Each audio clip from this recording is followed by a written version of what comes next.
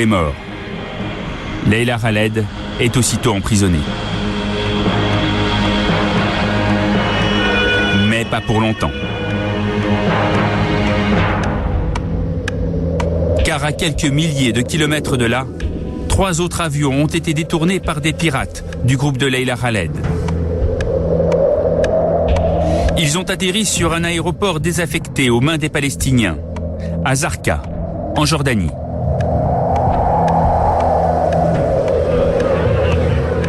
C'est une opération sans précédent. 400 passagers américains, anglais et suisses sont retenus en otage. Les Fedayines veulent les échanger contre des prisonniers. Et Leila Khaled fait partie des conditions.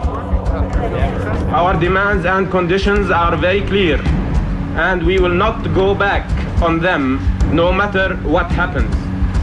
These conditions are the release of Comrade Leila Khaled and the martyr's body, and their arrival to a safe place in exchange for the British hostages. En Israël, le Premier ministre Golda Meir demande la plus grande fermeté.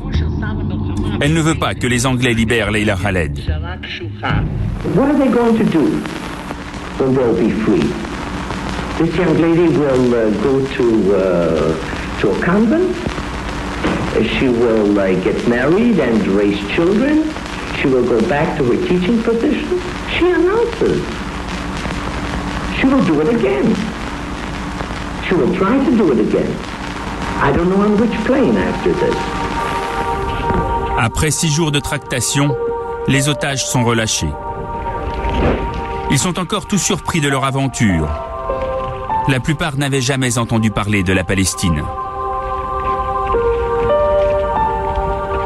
En échange, les pirates de l'air obtiennent la libération de prisonniers.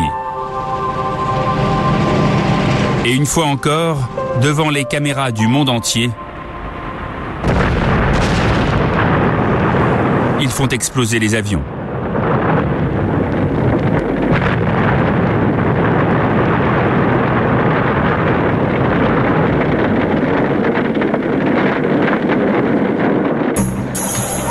Leila Khaled est extradée vers l'Égypte, où de mauvaises nouvelles l'attendent. Les Égyptiens pleurent la mort de leur président, Gamal Abdel Nasser, l'homme qui prétendait détruire Israël en 1967. Leila a perdu un de ses héros.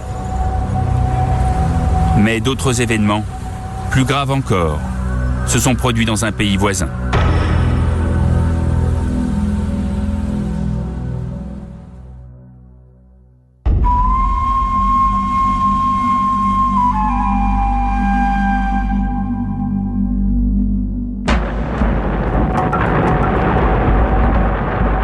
L'explosion des avions à Zarqa a provoqué la fureur du roi Hussein de Jordanie.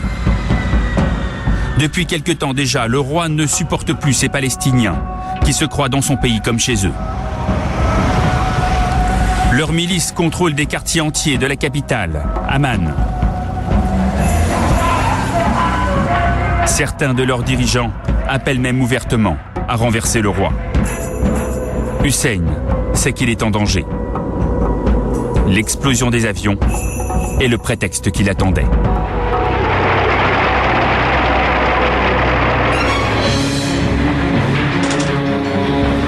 Le 17 septembre, il lance ses troupes à l'assaut des camps de réfugiés. Des milliers de morts. Un carnage dont il n'existe presque aucune image.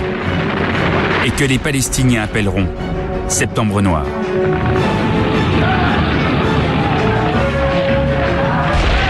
Une fois encore, Salah Al-Tamari est au cœur des combats. Ça a été plus douloureux encore que Karameh et que la guerre des 6 jours. Quand on se bat contre les Israéliens, on s'attend à tout. Ils ont occupé notre terre, ce sont nos ennemis.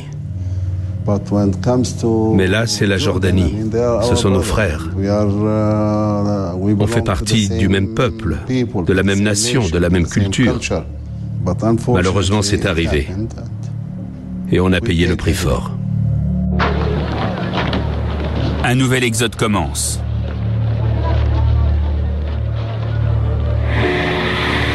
Les combattants palestiniens et leurs familles sont chassés du pays. Ils fuient la Jordanie en direction du Liban. C'est de là que Yasser Arafat et ses troupes entendent désormais mener le combat. Le chef de l'OLP pourra compter sur le soutien du commandant de Karameh. Salah al-Tamari l'accompagne à Beyrouth.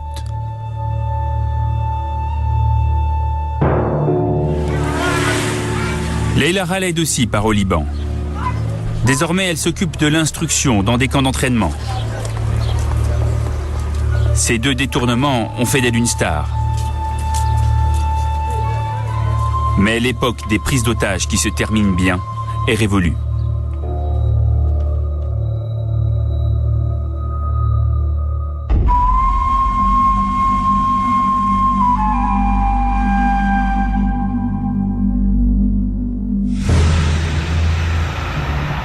Septembre 1972, Jeux Olympiques de Munich.